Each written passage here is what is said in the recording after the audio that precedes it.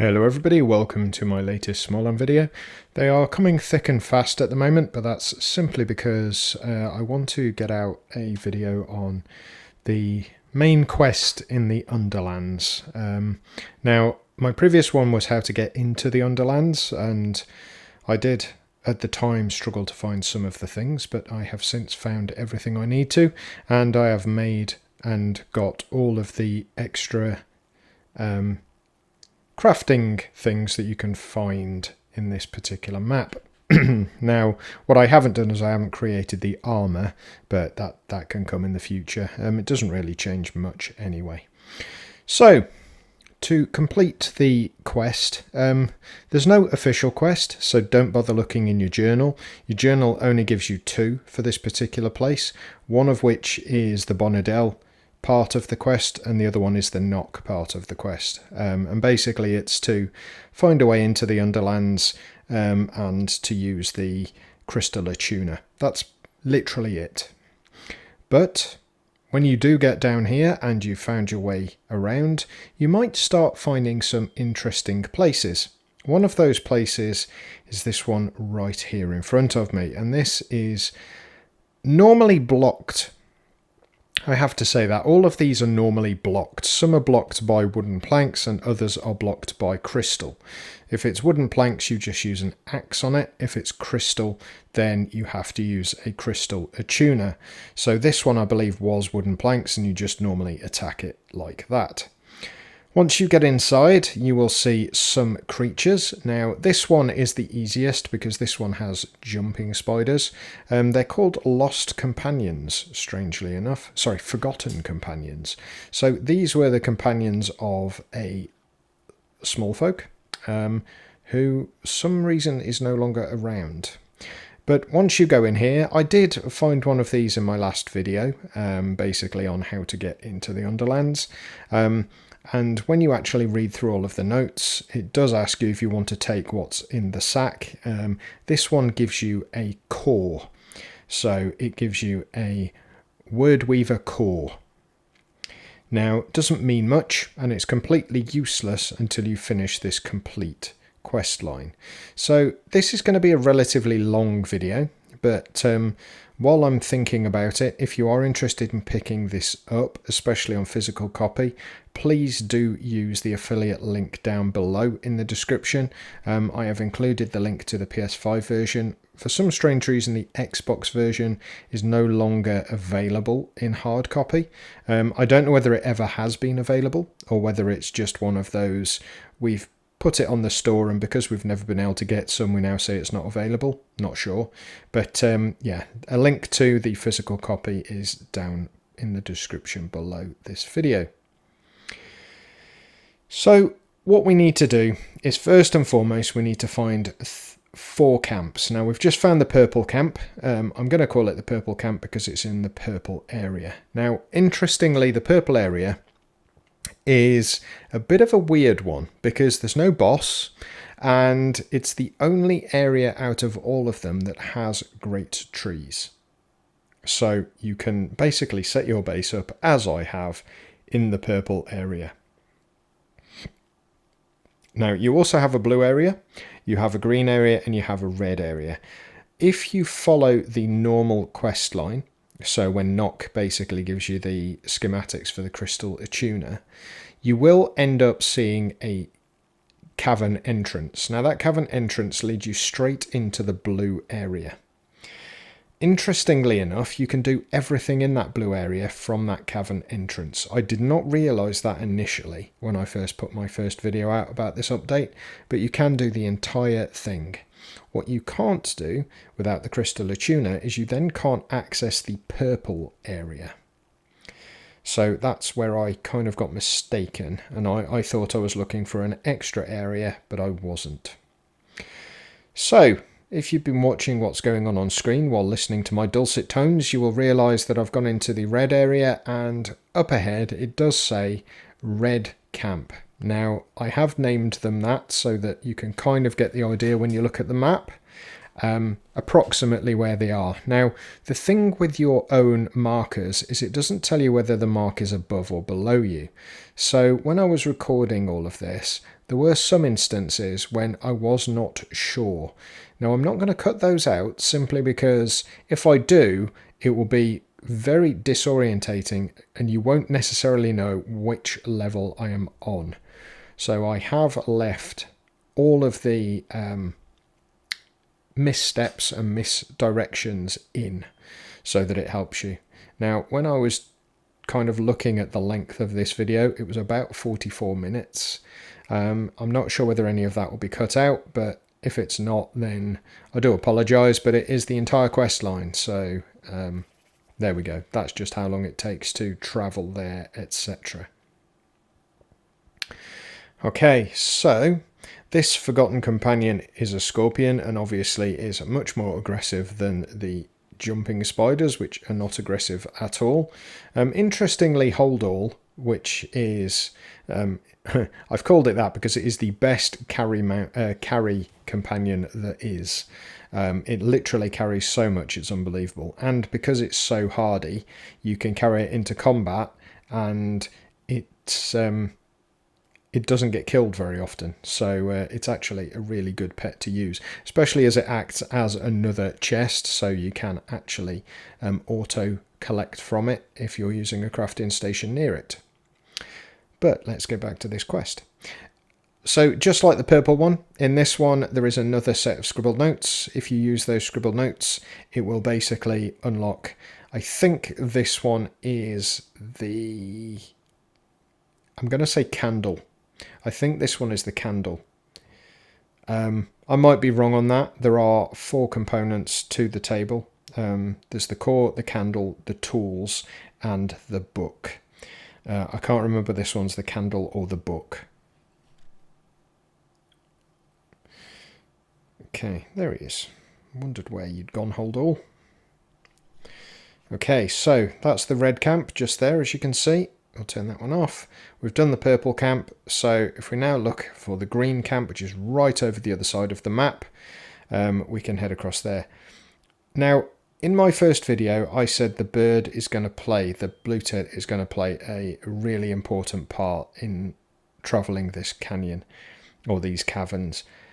It does to a certain extent. The problem with the bird is, because he's so quick, he's actually really hard to manoeuvre. As you saw when I was trying to escape the blue area the first time. You can basically get yourself all turned around and not really knowing which direction you're going. So, if you've got a dragonfly or a hornet, they are probably better. The issue that I have with both of those is they consume stamina flying. The only thing they can do is hover. So if they're hovering, basically they only hover right above the floor. If they're hovering, they're fine, but if you want them to climb or fly up into the air, it basically consumes a lot of stamina. The reason that's a big problem is because the whole of the purple area is covered in water. So if you end up running out of stamina and you're close to the floor, you actually end up falling off your hornet or dragonfly into the drink, and that's never a good thing. But they are much better because they're more manoeuvrable and you basically know exactly where you're going. And as long as you hug these trees and you basically stay within the branches, while you're travelling along the branches, it keeps you up in the air but also allows you to regenerate stamina. And because it's classed as a flying creature, they can actually climb very steep objects. As long as they're not like a cliff face, they can still climb them quite nicely. So we've made it to the green area. Now again, the green area is, well, it's basically poison. So red area is fire, green area is poison, purple is something, not quite sure, blue is ice. So you've got basically the 3 main elements. I'm going to say elements, they're not really elements because green should be earth if that was the case. But you've got the 3 main regions, and then the purple one kind of throws things out. But there we go.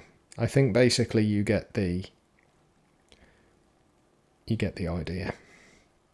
Okay, so I think this is the first one where I struggled, because it's telling me it's ahead of me, but oh no, there we are. This isn't the one that I struggled on. So again, just like the last one, I get fired off into space. This one also has a creature that you have to defeat. Now, obviously that Forgotten Companion Scorpion was a bit of a nightmare to fight.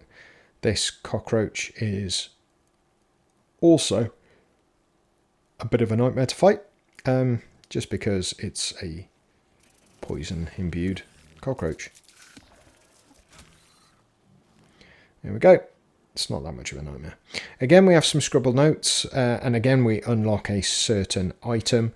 Again, I'm not 100% sure, but this one might be the book.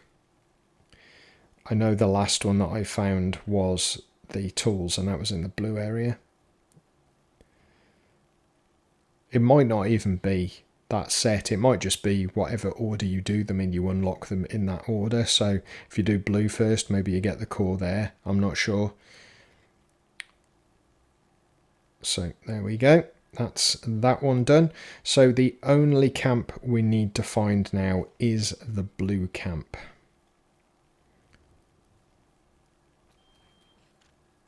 So it's one thing I don't like, the fact you can't turn that off when you're near it. It's a bit annoying. Right, and there is the blue camp.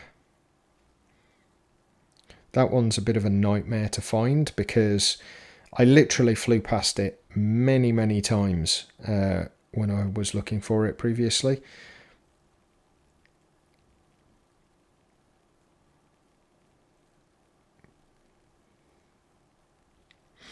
Now, you can traverse this area without a flying mount. All of these columns of smoke, these things here in front, are basically elevators, lifts, but they only work if you are unmounted. They do not work with flying mounts. You have to basically be just a small folk floating around doing what you want to do.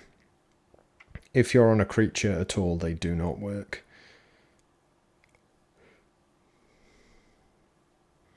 I think that's me going the wrong direction again.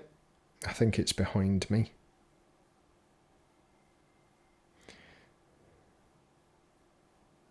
Yep, it's over there. Wait for my stamina to rebuild, and then I'll be able to set off. Yeah. Better wait for it all to come. Here we go.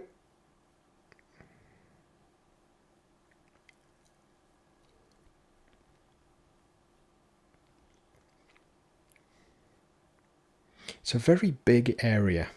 Now, my only complaint about this update, and I've been having this discussion on both Reddit, Discord, and the Steam page, is that it's a very large area, but there's not actually much in it. Now, this quest line, like I say, it doesn't actually give you a quest to do it, but it is obviously a quest because they've given you specific things you have to do to unlock it. And you actually have the notes of some ancient small folk who are talking about all of the things that you're trying to do. So it's kind of like a quest without being given a quest. It's a quest to find what other people couldn't complete, kind of thing. So I guess it works, but that literally is the only thing to do down here.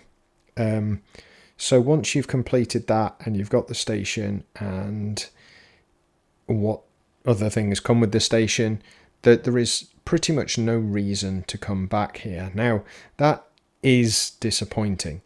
Yes, it's good for new players who've never played the game before because it's just an extra area to explore. But because it's not an expansion, but because it's an update, and there's obviously a lot of people who have played this game heavily and completed it multiple times, the fact that we now have an area that is about a third the size of the original map, but there's only one thing to do in it, is quite a disappointment. Now, don't get me wrong, it has given them another area that they can add things to, which is really good, because I think the overland is, it's pretty fleshed out now. I mean, they could still add some things, but it is pretty fleshed out. Now they've got the underland, they can add, I don't know, prospectors coming down and causing problems. The Ethereans coming down here as well, because there are entrances from the Etherean lands. So there's nothing stopping them from coming down here. Now you've opened the way. But yeah, that's part of, I think, the problem.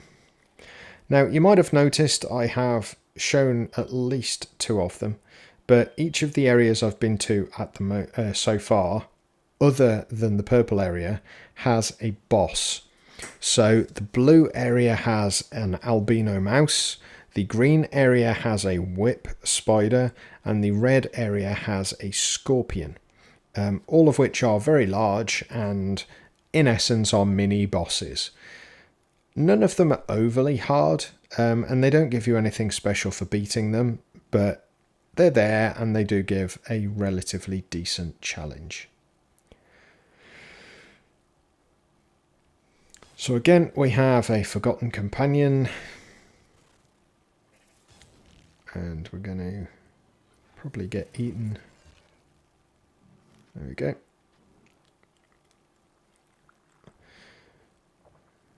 Weird elixir.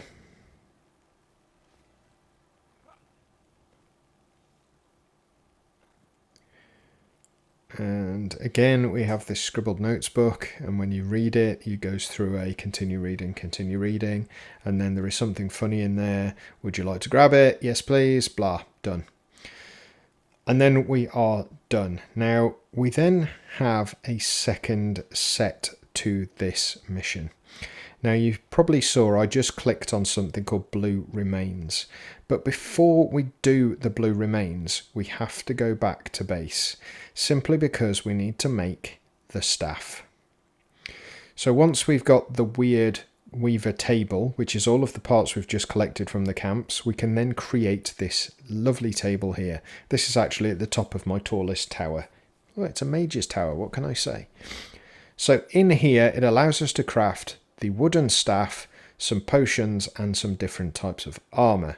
So you're going to want to craft yourself the gnarled wooden staff blue. Once you've crafted that, that will then give you access to spells. Yay! I say spells. You get 1 spell. It's an ice spell, which probably isn't going to be the best in the ice area. So you might not want to use it there. Excuse me. Down me really long tower. There we go. So, what we go to the remains for, or the remnants as they're actually called when you get close by, is they give you access to other spells and effects. So, when you first get the Wyrd table, you basically have a lesser Wyrd potion. That's the only potion you have to regain some of your Wyrd essence, which is the blue bar under my health bar. Completing some, and I can't remember which one it is, but one of the remains will actually unlock the greater Wyrd potion. So let's start with the blue remains. Now this one again is really awkward to find. Blue, I would say, is probably one of, well, blue and green are both really hard to find things. Red's not actually as bad, but you will find me get lost while I'm doing this for basically all of the different areas. Don't ask me why I managed to get lost, especially as I've marked it, but as I said before, it does not give you an indication as to whether it's above you, below you, or on the same level. So it is quite hard to judge unless you have literally just been there or just found it. So I know it's above me, but what I don't know is how far above me. The only reason I know it's above me is because where I was there was the actual ground level. You can't go any lower. So I think, no, it's not that, and get myself into a fight with a whip spider. Luckily not a boss version. They are pretty strong though.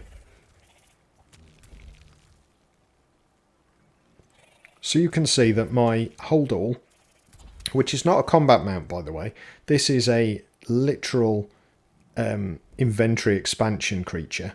He plays defensive, so when he's not being attacked he doesn't bother. And I want that specifically so that he doesn't just rush into combat and get himself killed. Not that that's a huge problem, because I do have revive potions, or revival incense, but it's still not overly good. Right, so you can see me casting a load of spells on this thing. There we go. Let them get some healing off the parts he's left behind. Right, and we now get to see exactly why this guy is so important. Look at all that inventory space.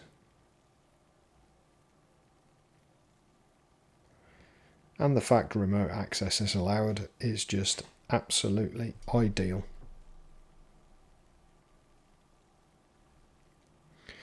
Right, so it's given me a few spaces anyway. Oh, he's leveled up as well.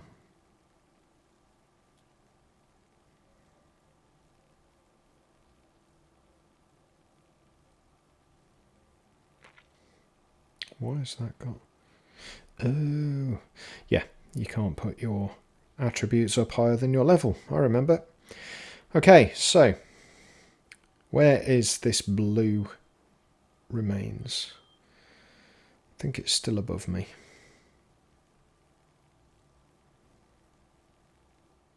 Now it's really funny because when you actually find it, it doesn't look blue. The rest of them kind of have a blue look about them, but you can see this one's got this red glow. So hopefully you could see where that was in relation to the entrance. And then you click on him and it basically says that there's remnants of an ancient small folk. He seems to have something in his hand, but it looks like if you try to move it, it will disintegrate. You do think you can read it though. If you just click on read it, it basically goes through the fact that although you haven't been trained in the runes, you can understand it. It seems to be a spell in poem format, and it will unlock something. Now, as I say, I'm not sure, because the staff, as soon as you get it, basically gives you a cold spell to start.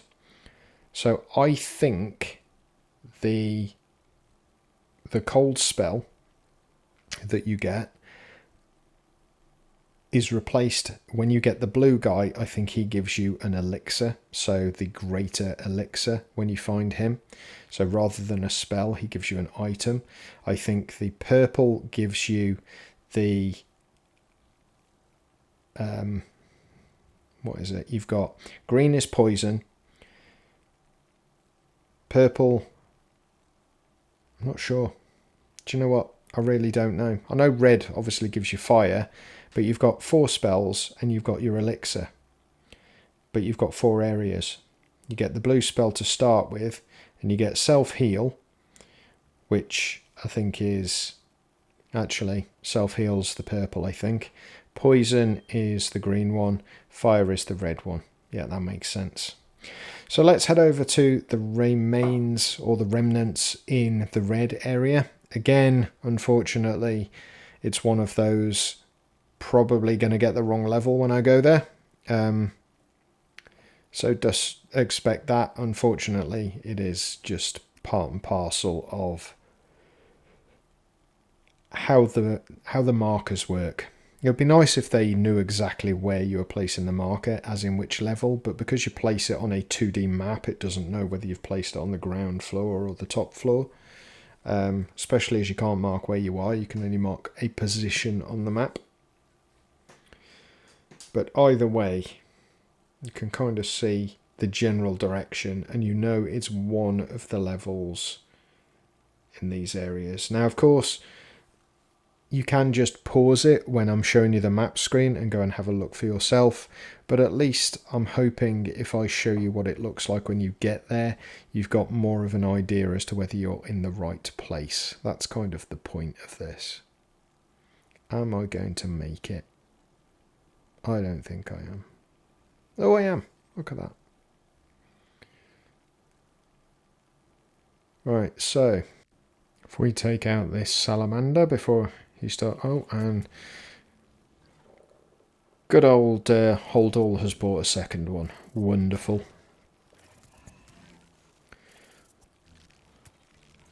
It's not overly damaging, but that's perfectly fine. He's not there to fight. He's there to protect himself in the case he gets attacked. He's pretty sturdy. It's good job he's sturdy, to be perfectly fair. Let's get off my Hornet, because he actually does quite well when you're not mounted on him. There are some that fight better when you're not mounted, some that fight better when you are.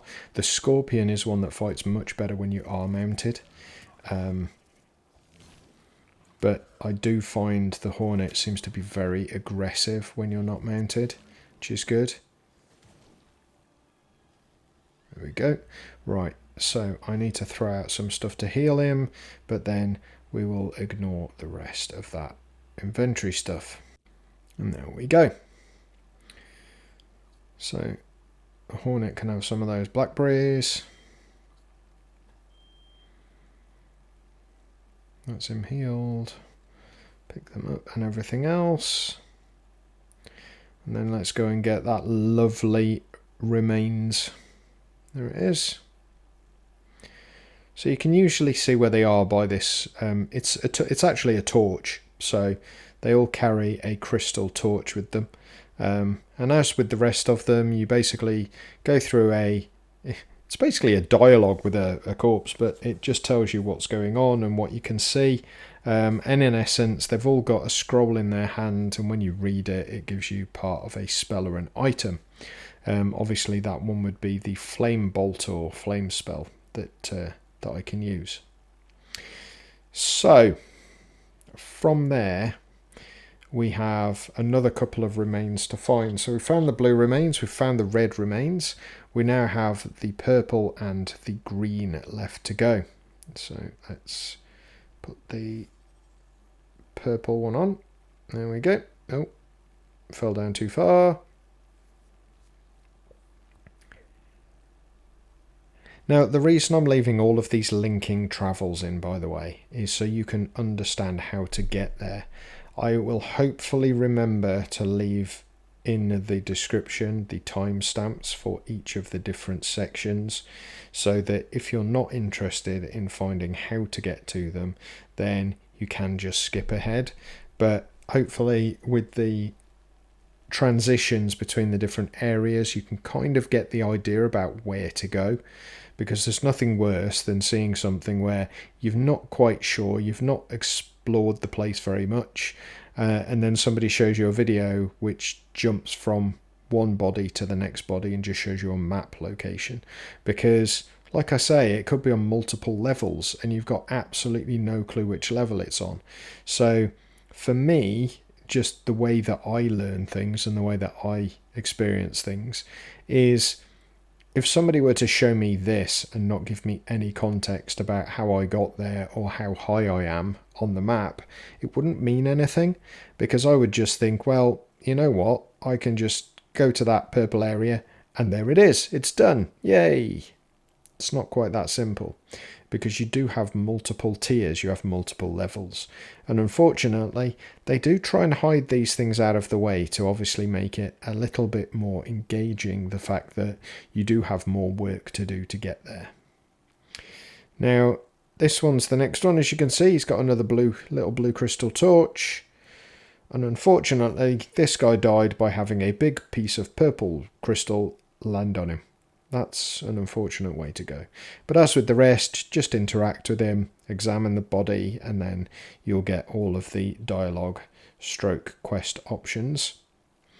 Once we've got that guy, we can then move on to the last, but definitely not least, of the remains, and that is Mr. Green.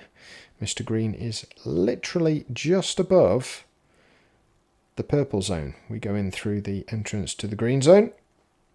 And this one is another one which is an absolute pain to find. So it's all the way down the far right hand side of the green area. But again, it's which level of that green area. To be honest, since I recorded the gameplay, I cannot remember whether he's high or whether he's low within the cavern. But all I can tell you is I do find him, and I can show you in this video. So that's all that matters, surely.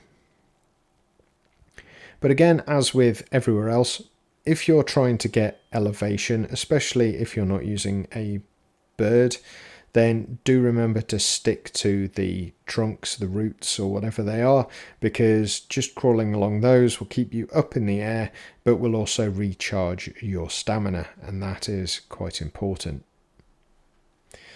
So as you can see, I've got about 160 odd meters, I'm going to say. I mean, I'm not sure it is meters. It could be feet, could be yards, but I'm going to say meters just because. But it's still not giving me any indication about which level that it should be on. So I am kind of flying by the seat of my pants and hoping here. Now, interestingly, this is just the ant colony. So this is actually down by where you first start the game. Weirdly, you don't need to be there. It's actually on the lower level on this particular map, which is quite funny. So I've climbed as much as I possibly can, whereas in fact I don't need to. So what you need to do is go down to the level almost of the big green crystal in the center, and it's in essence not far from that, which you can kind of go through all of these, but just drop down here, big crystal right in the center, as you can see. It's just to the left of where I'm aiming at the moment, and the guy I'm looking for is actually on this area here, if I'm not mistaken. There it is. So right down in the bottom, and there's the big green crystal. So we're not 100% the way down, but we are very, very deep inside the green cavern towards ground level. Oh, it's fired me off in the air again. That actually really hurts when I hit the floor, so that's why I end up deploying my wings. So as with all of the rest, you just basically interact and then you unlock all of these spells. So you start with the blue one, but you will learn Heal Self, Poison Shard and Flame Shard. Now Heal Self and Poison Shard, I'm not 100% sure which order you get those, but I'm pretty certain that Heal Self is from the purple, Poison Shard is from the green, and Flame Shard is from the red area. Now, we're still not 100% done, because one of these areas also gives you the elixir, and that elixir just allows you to recharge 60 of your Wyrd essence. Now, your Wyrd essence is what you use to cast spells. You do regenerate a small amount, and by that it will only ever go to a maximum of 15 without using a potion, which is not overly ideal, but that's just the way that cookie crumbles, unfortunately. So you will want to make some of those potions. Now, in essence, you need to get yourself a greater healing potion, and you need to get yourself some crystal dust. I can't remember exactly what it's called. It's like crystal derivative or something like that. And mix those two together and it will give you one of these Wyrd potions. And it is Wyrd, not wired, for those who are wondering. But yeah, that is actually all there is to this area. Now, supposedly there are more things that can be unlocked at the Wyrdweaver table. It has kind of shown me that there are 4 slots with question marks in, but I've had that on some others, like the guy who teaches you stone armor. I've always had it so that it's showing 4 extra slots of unlearned items from him, and I've never been able to get those done, which is really odd, and I'm not sure whether it's an issue with the game or whether it's an issue with me. It's possibly more likely an issue with me, but you know, that's just the way it is. So there are 3 armor sets that I've found so far. We have a purple pyrite version, so it's purple crystals embedded in pyrite armor. We have a blue mouse armor, or rodent armor, and we have a blue white rodent armor. All of which sound absolutely lovely, but they do appear to just be cosmetics, which is a little bit disappointing. Well, there's actually not much more to show. That is the entirety of the content. There's obviously the 3 bosses to fight as well, which I haven't shown in this particular video. But other than that, there's no NPCs. There's nothing else really to do. You can harvest crystal, and that crystal can then be used to make the armor and also things like that. But yeah, that literally is it. So I'm going to leave you with a lovely walk around my base. So thank you very much for watching. I really do appreciate it as always. If you've liked the video, please make sure you do click that like button. Subscribe if you are new to the channel, and leave me a comment down below. Let me know what you think. Use that affiliate link to pick up your copy of Smalland on PS5. And as always, I really do look forward to seeing you in my next video very soon. You all take care. Bye for now.